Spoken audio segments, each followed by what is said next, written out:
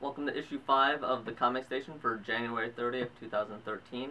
My name is Paul Neafsey. I'm Scott Kaitz of the Comic Station. And we'll be going over a number of new reviews, a few recommendations within those that you might not have seen before. Then I will have a review of something a little different than a normal comic, and Scott will have his recommendation. Alright.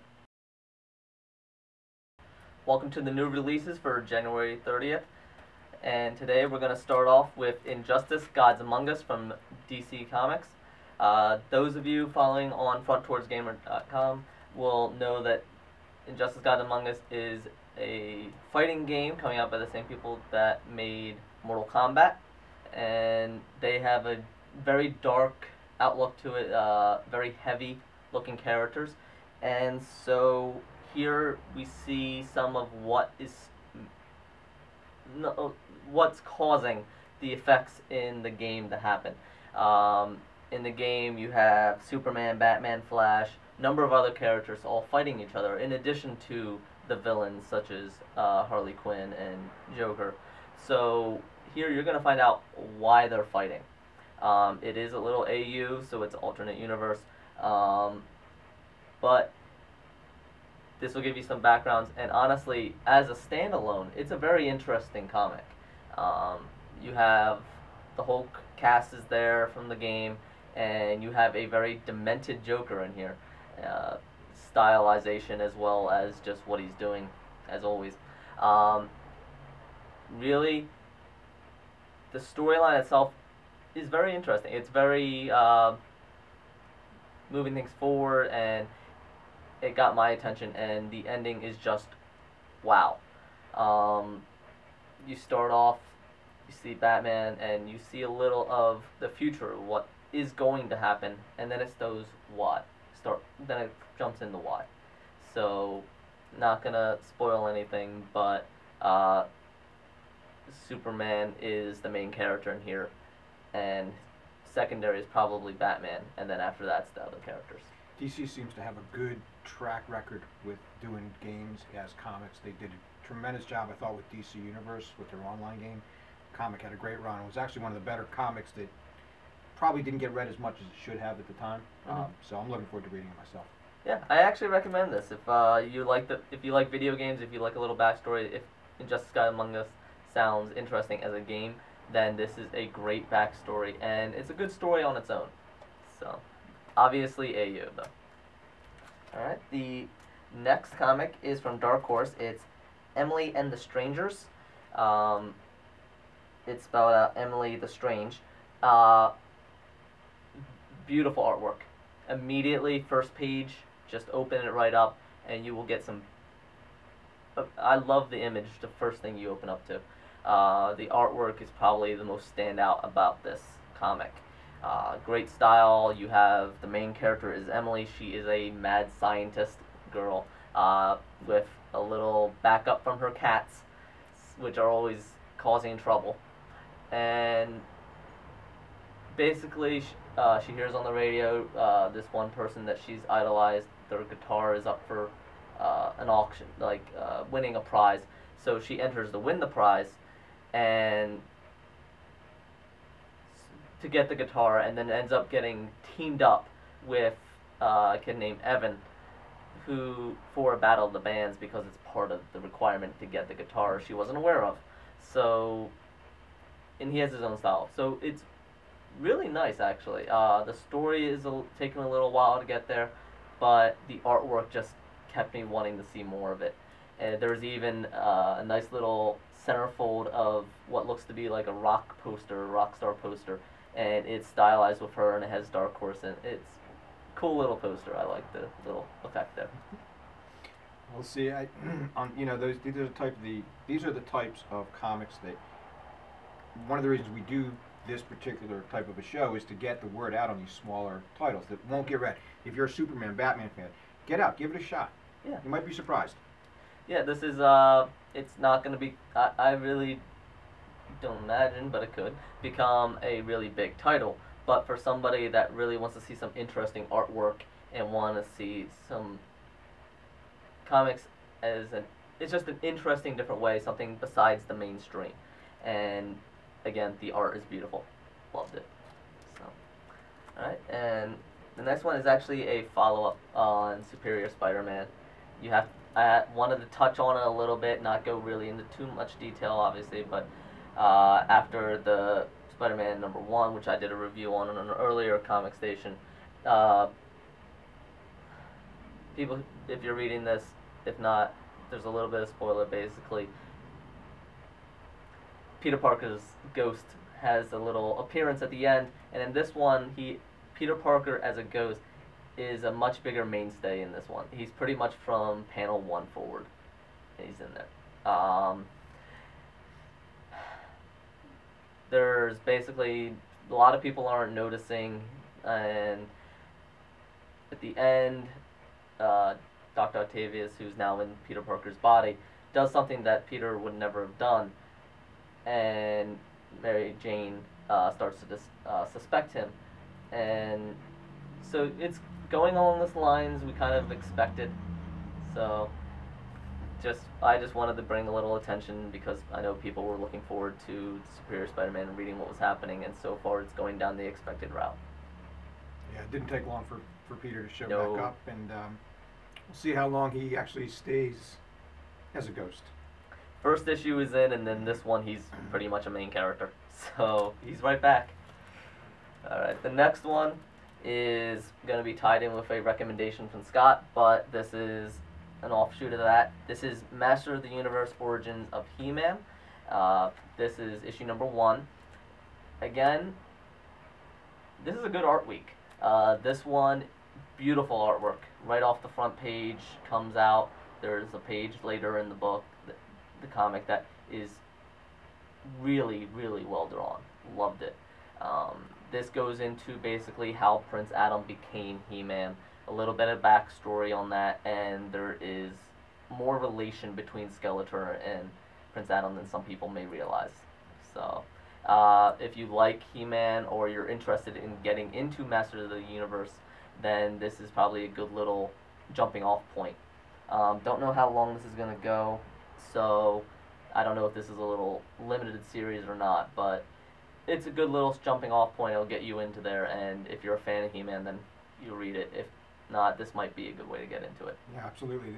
There is also an origin of Skeletor that has come out so far, along with the main title. I agree, 100%. It's well written, it's well drawn, beautiful artwork. So we will discuss the actual Masters of the Universe title later on in the segment. And the final new release for this week is Mara #2 from Brian Wood, doing it with Image. Brian Wood, another tie-in to a previous comic station. He's doing the new Star Wars for Dark Horse. There's a little bit of interesting, is that series going to go on since Marvel and Disney having a relation, and Marvel will be picking up the Star Wars license, so Dark Horse may be losing that. I don't know what will happen to the new Star Wars since they kicked that off. But anyways, the same writer here is Brian Wood. He does Mara. This is the second issue, but since we didn't get to highlight the first one, I wanted to bring it up. The first issue, basically, volleyball is the biggest sport in the world. Mara is the biggest player, and at one point or another, she inexplicably starts to develop powers that she isn't even really aware of, and people start suspecting her cheating. She's not aware of it, she gets ridiculed, and this one it goes much more into the ridicule about her being ostracized, and everyone basically looking at her out the corner of their eye. Not too many people will say it straight to her face, but there are some people that, especially later in this issue, that voice their opinion of her. So, don't know where it's going. I'm not a big sports comic genre, but it's interesting the powers are in there, so you don't know what's going to happen with that. And she has a relation that looks to be in the military, so you don't know if it's gonna go from a sports genre to a more action genre. So Brian Wood so far has not disappointed with the massive Star Wars, so Give it a shot. Yeah, Brian Wood's a good writer, so I wanted to give this a little highlight, even though it's not technically in my bag of what I like. So, check it out. And next we'll be going over a review outside of the normal and a recommendation. Alright, kicking off the review, we're going to go a little bit outside of the normal of the comics, but something slightly related is the Legend of Zelda Hyrule Historia art book. I thought people would be interested in this because comics as an art form is very graphical, obviously, and you go through the art. So something that some people may be interested in is to see the 25 years of history for The Legend of Zelda. This book is published by Dark Horse Comics in conjunction with Nintendo, and there is a standard and collector's edition. I reviewed the standard edition. The introduction is by Shigeru Miyamoto. Beautiful introduction, very nice, getting into the history and his own history as well. Kicks off right in, you get 25 years of history and art. There's even an official timeline to show how all the games, even though they seem like they're kind of separate, most people would look at them going, what makes a Zelda game a Zelda game? There is a timeline, and they have a nice few pages dedicated to tying all the games together and showing the progression for each one and the legend behind Zelda. The actual, within the game, there is a legend of a hero and a princess and coming back and always returning to save the world when needed. So it's a very nicely done. I've never really known the history of Zelda, so that was nice. It is a little tenuous. You have to have a little leap of faith as far as, okay, that's where they're going, and that's the story they're sticking to. So, but within the art book, there is some beautiful sketches. A lot of them are rough drafts. There are a few that are character designs that never made it into the games. Really interesting. Ganon and Zelda being different designs that you've never seen. There's one in particular where Zelda is in a sci-fi style outfit that is my favorite. There is a section for each character for Link, Zelda, and Ganon, but there's also secondary characters and races. So you'll get the water races. You'll get every game has the secondary races and characters and places. There's maps, worlds, different city sketches, as well as different artwork for the customary clothing and everything. So there's, throughout the entire thing, there's beautiful artwork. It's a great history. You get an insight into the mindset of some of the artists, especially through the sketches and notes. And there's even for the gamers out there, especially with Front Towards Gamer here, there is a historic game catalog. There are a few collector's editions that many people won't know existed unless you look at this book. Maybe only 5 exist in the world, or that type of thing. So, and relating to Comic Station here, at the end there is a beautiful, beautiful comic by Akira Himekawa, who does the Legend of Zelda manga, and he did a one-time exclusive comic for The Legend of Zelda that goes into Skyward Sword. Beautiful, really well done. He gets through the legend. You don't need to even know The Legend of Zelda to really enjoy that comic. I'm going to be looking up The Legend of Zelda manga, and I really hope that somewhere down the line they pick up that Skyward Sword as a comic itself. That would be really interesting. I'd be interested in that. So on the site, we gave it a 8.5 out of 10, which is great.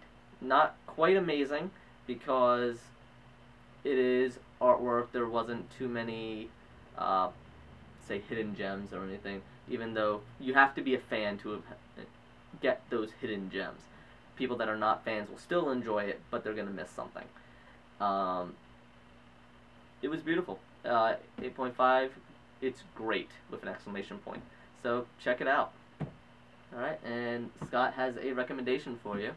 Yeah, this week coming up we have HeMan and the Masters of the Universe, which goes back to our previous discussion of the origins of HeMan. This is issue number 5, and I will say that I have been pleasantly surprised in how this book has evolved. It's not what we grew up with the cartoon of He-Man and these silly characters that he hung around with. This is all of those characters, but it's drawn and it's written in a much more adult way. The artwork is beautiful. The storyline is strong. It starts off with He-Man not knowing he's He-Man at this point. He doesn't even know he's Prince Adam. So all the characters are under a spell. They've lost any memory of who they are, and they're all doing different things. And somehow they all kind of run into each other and come together, and they get to a point where they're going after Skeletor. They get everything back. It's very well done. It's very adult. There's a little, surprisingly to me, there was actually a little bit of blood in this book, which I really didn't expect. And it not gore or anything like that. Just it was enough to get the point home, and I think it was a really great read. I was very happy with this, and it's actually sold very well. So give it a shot. Yeah, it sounds like they matured the comic with the readers. Because I know when I was a kid, I watched the television show, so it sounds like they brought it up for people that have been fans for years, so that they can get more related to it. It's Absolutely. not just the kids. Yeah, and it's done. You know, I actually don't think that the kids would get this as much as we do. So it's for us. It's for us. It really is. It's not for the kids specifically. Kids can read it. Don't get me wrong. It's still, you know, little ones maybe not for the violence, but anybody that's above the age of 10 can certainly read this and enjoy it. Yeah, it's definitely done for an adult. Awesome. All right. And that was issue number 5 of the Comic Station. If you'd like to see more, you're always welcome to check out frontwardsgamer.com for more video games and entertainment news.